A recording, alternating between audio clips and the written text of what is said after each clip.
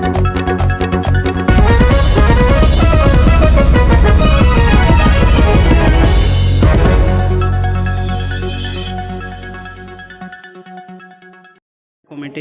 Advisory committee और executive committee बैठक थिला। जिलापाल सभापतित्व बैठक बसला एवं अनेक विषय आलोचना करागला।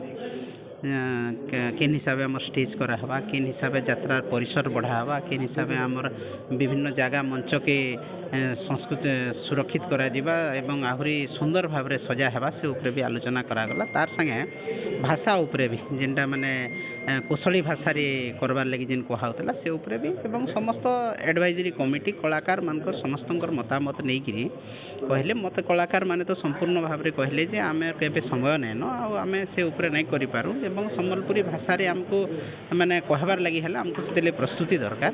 तापरे मोर मतामत भी देवेश भाई मतामत भी आम रखलु जे कौन सी भाषाटा बेरियर नुहे से गोटे मंचर लगी कि गोटे नाटकर लगी। तेणु जेनटा कि भाषा भी कह से भाषार गांभीर्य रहू, से मंचर सौंदर्यता रहू और मंचर भी गांभीर्य रहू जेनटा कि समस्ते माने खुशी हो पारे जेहेतु विश्व प्रसिद्ध धनुयात्रा है।